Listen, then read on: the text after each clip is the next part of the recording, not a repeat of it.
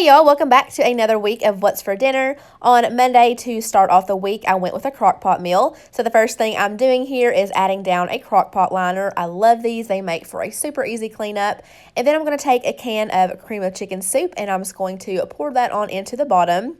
Then I'm going to toss in 2 packets of this chicken and gravy mix. So I am making a chicken and gravy. That's what the recipe is called. It's a family favorite recipe that I have made many times. It's super easy. It kind of reminds me of like chicken and dumplings, but without the dumplings. So now I'm going to add in 1 cup of water. The recipe calls for 2, but I like it to be a little more on the thicker side because the chicken is going to put out liquid as it cooks as well. So I'm just going to stir that together really good, and then I'm going to add in 2 boneless, skinless chicken breasts, and I'm just going to season the tops with some garlic powder and some black pepper. I don't recommend adding salt because the chicken gravy mixes have plenty in there. So I'm just going to place the top on, and I cooked mine on high for 2 hours, but you could also cook it on low for 4 if you prefer. So here it is after it is fully cooked. I'm just taking my utensil and breaking that chicken up, and I'm just going to continue doing that until it looks like this. You could totally serve it at this point if you are not a sour cream fan. I know there's a lot of people out there that don't like it, but we do. So I added in about a half a cup, and then I'm just going to give that a final stir, and that is literally it. I promise if you make this, you will not be disappointed. It is a crowd pleaser for sure. So we served it over mashed potatoes. You could do it over egg noodles or rice. I didn't even make homemade mashed potatoes this night. I just went with the Bob Evans ones. This is my go-to when I don't feel like making homemade. It's way better than the instant stuff in my opinion. And then I just served it with some steamed mixed veggies and then some roes. These are the Sister Schubert roes that you find in the freezer section. On Tuesday, I did breakfast for dinner, so the first thing I made was a hash brown casserole. So to a large mixing bowl, I have added in a half a bag of frozen shredded hash browns, and then I tossed in a can of cream of chicken soup, and then some sour cream. I believe it was about 3/4 of a cup.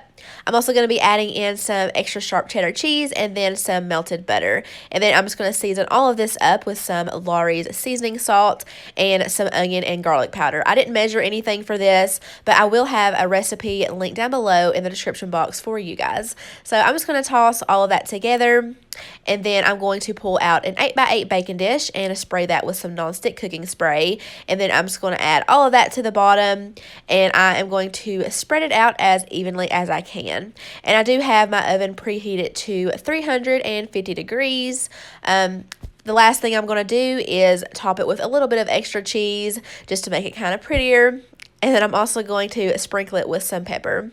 And that is going to go in the oven for 1 hour. And this is what it looks like when it comes out. This is seriously one of my favorite things that I do not make often enough. So now that casserole is out of the oven, I'm going to go ahead and get started on the sides to go along with it. So I'm going to be doing some biscuits and gravy and some eggs and bacon. All of this is self-explanatory. So I'm just going to set this to some music.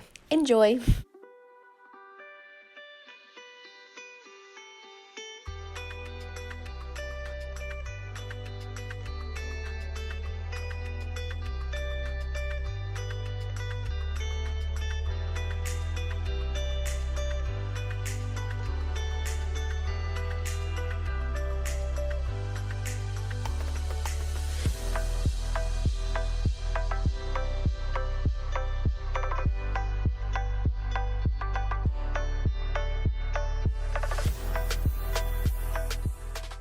Now, I am going to chime in here for a bit. So for gravy, at least with me anyways, it turns out different every single time that I make it, especially because I never measure. But I like my gravy to be kind of runny, not too thick. I definitely made it too thick here, and that is because I didn't drain off any of that bacon grease. I just left it all in there, so I had to keep on adding in flour. I could have thinned it out by adding more milk, but then my pan was too small. It was just a whole thing, but it still turned out good. But this is just one of those things that's trial and error, and you just have to practice.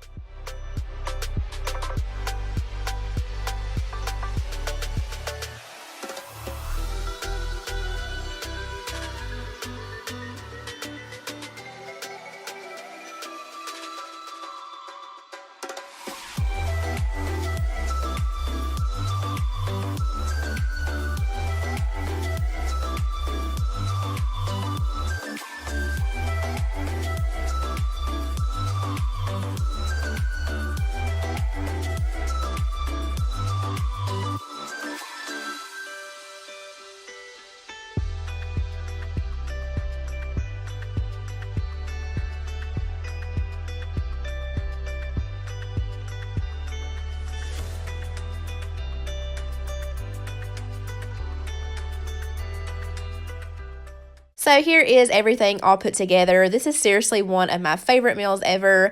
We are not big breakfast eaters, but we love breakfast food, so that's why I like doing it for dinner so often. The only downside is it always makes my kitchen a complete mess, and it's way too many dishes, but well worth it.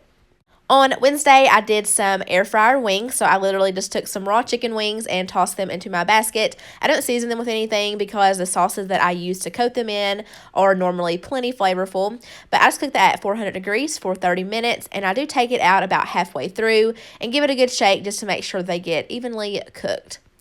So here they are after they are done. As you can see, they are nicely brown and crispy. So the sauce that I'm going to be using to coat these in is this spicy honey whiskey sauce by TGI Fridays. So when I first tried this, I did it like by itself, and I thought it was so good. And then I put on Snapchat about how good the sauce was. But honestly, like after tasting it on the wings, I wasn't too impressed. So I mean, it was still good. It wasn't bad. We enjoyed it, but I just don't think that I would repurchase it. To go along with it, I am going to be making a queso dip. So I found this Frank's Red Hot Queso Dip Seasoning Mix at Save-A-Lot, actually. I've never seen this before, and I thought that it was interesting. So I literally just followed the directions on the back of the package. So all you need is some Velveeta cheese, some Rotel, and some milk.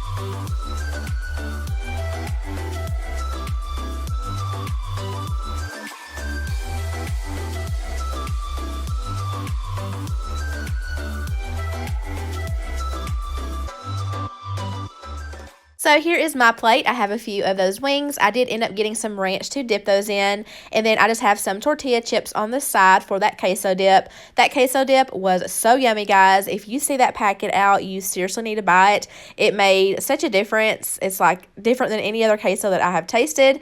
But yeah, the only downside is it was kind of spicy, so it's not too kid-friendly. I know this next clip is going to be kind of glitchy. I had to slow it way down. But on Thursday, we went to my dad's work. He was retiring, so they had like a little retirement dinner for him, and they catered some Columbia Steakhouse. So I had some steak tips and a garlic butter sauce with a baked potato, rolls, and a side salad. On Friday, I tried a new recipe for a steak soup. I know that doesn't sound too appetizing, at least it didn't to me anyways. I was really skeptical about this for some reason, but I'm really glad that I gave it a try. But anyways, I'm starting off with a chuck roast. It was a little over 2 pounds, and I'm just simply cutting that up into bite-sized pieces and placing it into a large Ziploc bag. To that, I'm going to be adding in about 1/4 cup of plain all-purpose flour, and then I'm just going to give it a good season of salt and pepper. Then I'm going to seal up that bag and give it a good shake. So to my cassoulet cooker, or you could of course do this on the stovetop, I'm going to heat up a little bit of vegetable oil, and then I'm just going to toss in that meat, and I'm going to sear each side just to kind of form a crust. And then this was a first for me. Y'all know how I am about onions. This is that beefy onion soup mix, I guess is what you call it. I see this in a lot of recipes, and I know a lot of people use it, but I never have until this day. So I'm just going to sprinkle that all over the top of the meat, and then I'm going to take 4 cups of beef broth, and I am just going to pour that on in there. Next, I'm just going to be taking some tomato paste, and I'm going to add in 1 tablespoon, and then you're going to need 1 tablespoon of Worcestershire sauce. So I'm just going to give all of that a quick mix just to kind of break up that tomato paste, and then I'm going to pop the top on, and I'm going to cook this on low for 8 hours. Here it is after the 8 hours was up. The last step is to add in some pasta. So I did throw in about 1/2 package of egg noodles, making sure to really press it down on into the liquid. And then I just popped my top on, and I let it finish for an additional 15 to 20 minutes or so. But guys, take my advice. Do not cook pasta in the slow cooker. It just gives it a weird gummy texture that is not too pleasant. Just cook it separately and add it on at the end, and you will be good to go. But other than that, this was so delicious. I was pleasantly surprised, and I will definitely be making it again.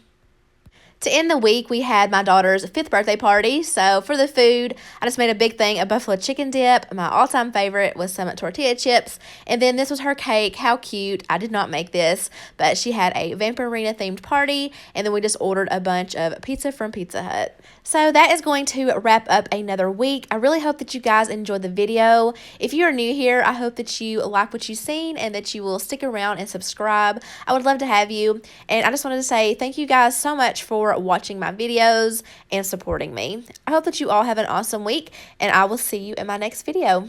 Bye, guys.